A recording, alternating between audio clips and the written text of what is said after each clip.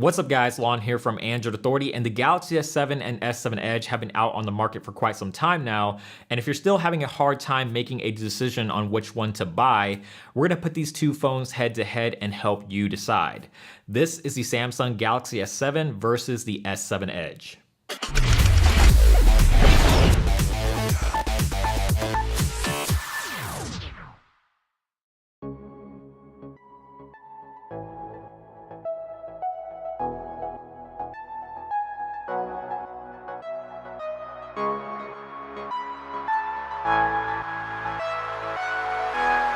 Alright, so before we get into this comparison, I just want to quickly throw out a disclaimer. I'm going to approach this one a little bit differently than your usual comparison.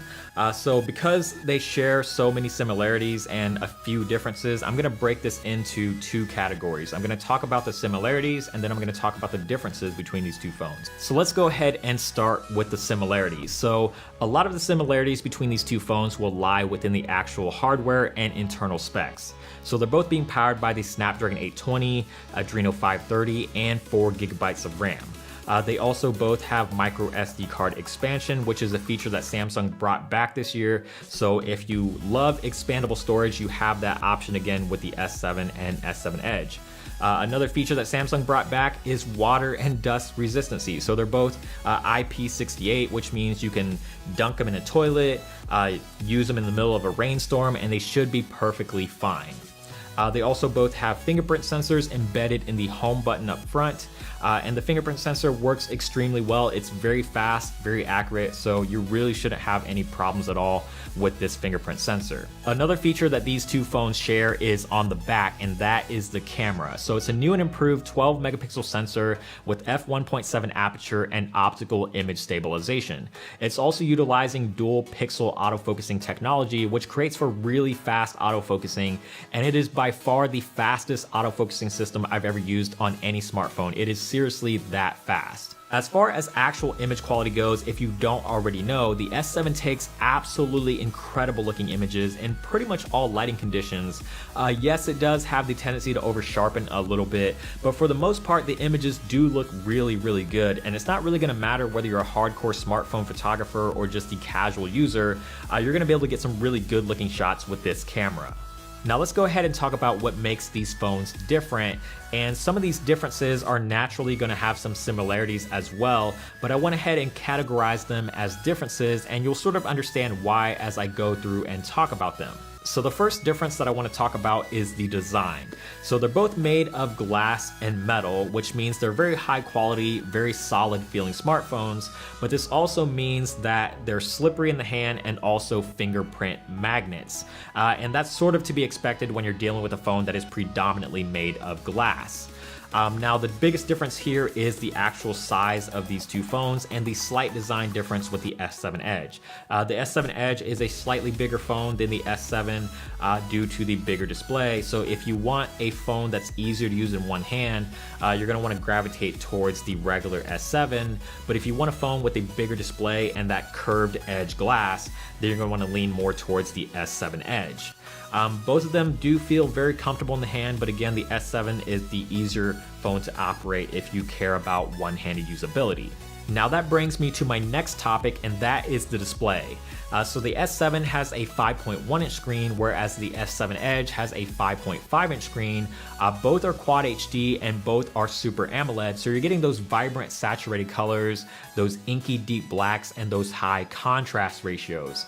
The main difference here is the extra screen real estate that you get on the S7 Edge, which means you're going to get a much better viewing experience when it comes to things like YouTube, watching movies, and playing games. The S7 Edge also has that curved glass, which brings some extra functionality, but I'll talk a little bit more about that when I talk about the software. The next big difference between these two phones is in battery life. So the S7 has a 3000 milliamp hour battery, whereas the S7 Edge has a 3600 milliamp hour battery.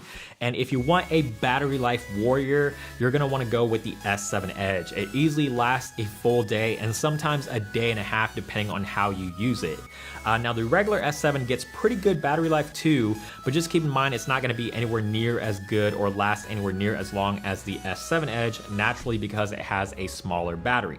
Now, both of these phones do have wireless charging and fast charging, so you can take advantage of those features on either one of these phones.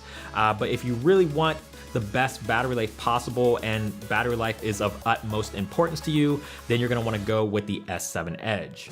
All right, so let's talk a little bit about the software. And again, I'm not gonna dive too deep into all of this because if you wanna know more about these two phones, you can check out the individual reviews, which will be linked down below. But they're both running on Android 6.0 Marshmallow with Samsung's TouchWiz, or whatever Samsung is calling their interface these days.